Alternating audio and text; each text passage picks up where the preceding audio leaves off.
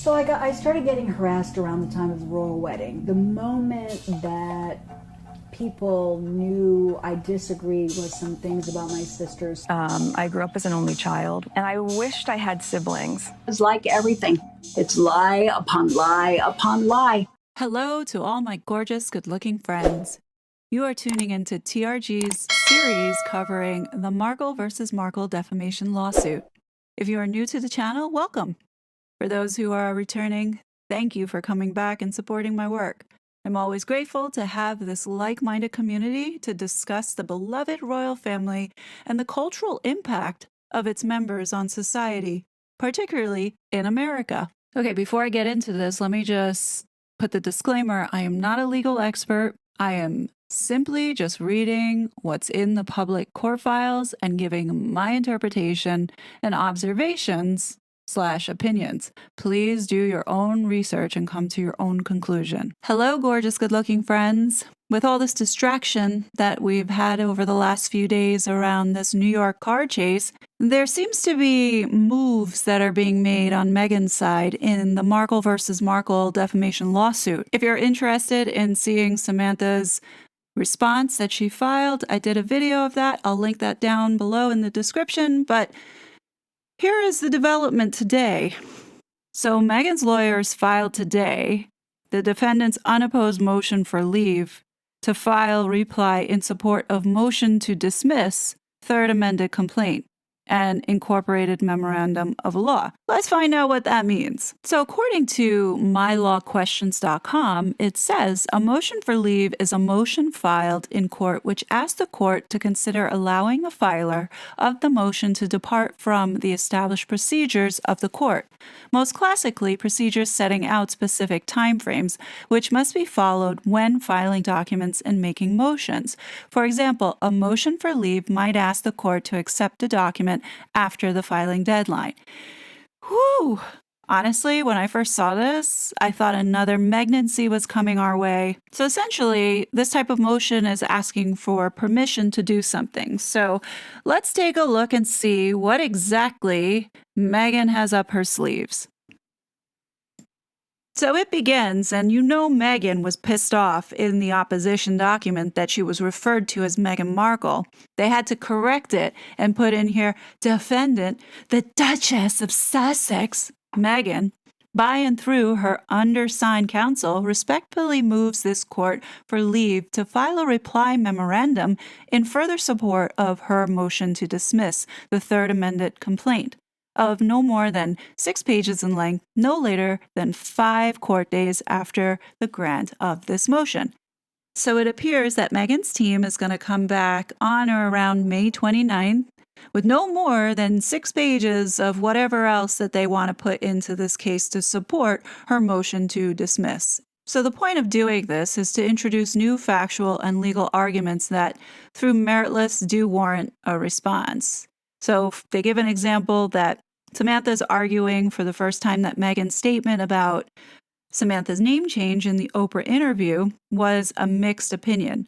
So Meghan wants to come back and explain why this doctrine is inapplicable because, according to them, they feel that there were no omitted or undisclosed facts related to the specific statement.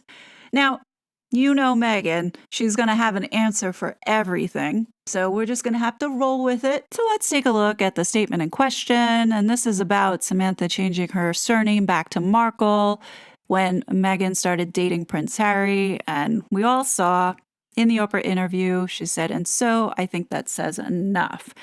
So what they're contesting is saying that it's substantially true, it's not injurious to reputation, and it was only opinion. Now, Meghan doesn't seem to understand that facts don't give a shit about her fucking feelings. So Meghan's team is continuing to try and break this nexus by addressing these statements on an individual case basis, completely ignoring Samantha's opposition for this motion to dismiss in the argument stating, and the medium on which Meghan made those harmful statements compounded together is liable by implication. So in this case, Meghan's lawyers are going to try and prove that Samantha's argument mischaracterizes governing 11th Circuit law.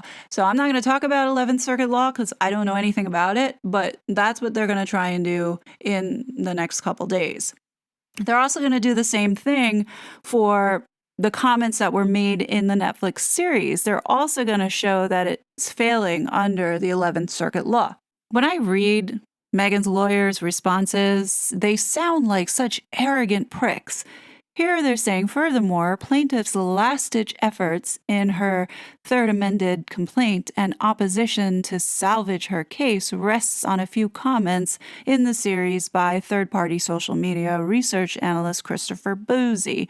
A reply will show that plaintiff has mischaracterized and taken these comments out of context. So Megan's team is also going to provide a reply that will address why plaintiff's fantastical interpretation of Boozy's throwaway reference to the number of Twitter accounts does not control the threshold inquiry into whether the statement is reasonably understood as having a defamatory implication. Now that sounds kind of bitchy, but I will say they are doing their very best to separate each of the statements when Samantha was very clear in her document that all these statements combined, compounded together under the various global mediums is defamatory. So as one of Netflix viewers and watched this crap, I interpreted, just sharing my outside perspective, the way that Megan was telling the story by including the various visuals, the various music, and the choice of people that she included and approved to speak for this Netflix crap.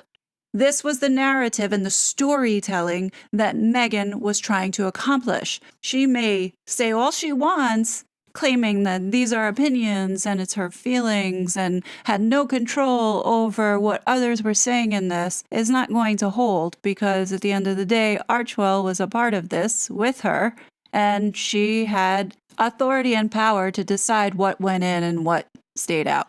I don't think it's really going to wash, especially when you have a viewer, and I'm sure that there are many viewers who walked away with the same understanding and the narrative or storytelling that Megan was trying to accomplish. Now, here's what I don't get. Why didn't Samantha bring up the fact that Megan weaponized her own daughter in this Netflix garbage? She lied to Samantha's daughter about the wedding invite and essentially used Samantha's own daughter against her in this mockumentary under false pretenses. Hopefully, Samantha will remind Megan that in the Oprah Winfrey interview, towards the end of it, Megan talked about her vision for Archwell, and in more or less words, she had stated that it was going to be a place for storytelling. To be exact, Oprah says, "How will you use Archwell as a means of speaking to things that are important to you in the world?"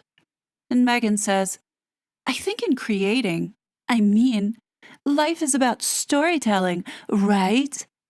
About the stories we tell ourselves, the stories we're told, what we buy into, and for us to be able to have storytelling through a truthful lens that hopefully is uplifting is going to be great, knowing how many people that can land with and being able to give a voice to a lot of people that are underrepresented and aren't really heard." Let's not forget that Archwell Productions is attached to the credits of this Netflix disaster. In my opinion, this in itself outs Megan for her pure intention with that Netflix series. So hopefully Samantha has that noted somewhere and that she's going to clap back and shut this down so this case can move forward. But anyhow, Megan has more replies that she'd like to give. Let me get through this document.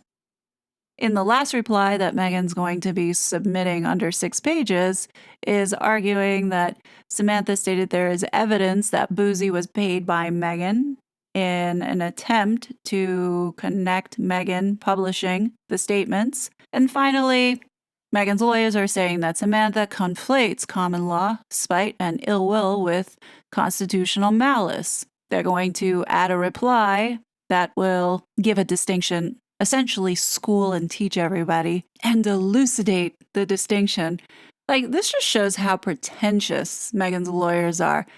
All you have to do is say is the difference between the two and get to the point. You don't need to get into this whole word salad and throw out your fancy words in effort to distract people because people are seeing through the bullshit. It's going to be interesting to see over the next couple days what Megan comes back with in this under 6 pages of responses in addressing these bullet points outlined here. The judge did grant, or the court did grant, this motion for leave, so to deviate from the actual process and add this into the case to be considered towards the motion to dismiss. Now, I must reiterate that I am no legal expert, and I am just interpreting the document as I'm reading it and just giving my opinion. I do not have any connection to Samantha Markle, nor know if she watches any of this stuff. But if I were in her shoes, I think now would be the appropriate time after the response comes back to bust out the Sussex Squad receipts and show them the money trail. I would also like to recommend the Duchess of Sussex as a great resource to go to should Samantha's lawyers need to get some really good background and history around the orchestrated hate campaigns as well as the targeted attacks.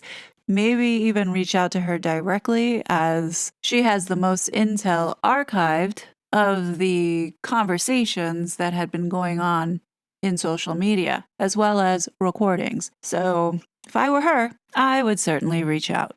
Anyhow, that's all I got. Just a quick update to keep you guys informed. But as always, I will be back with more content. But until then, please be safe, and I will talk to you later.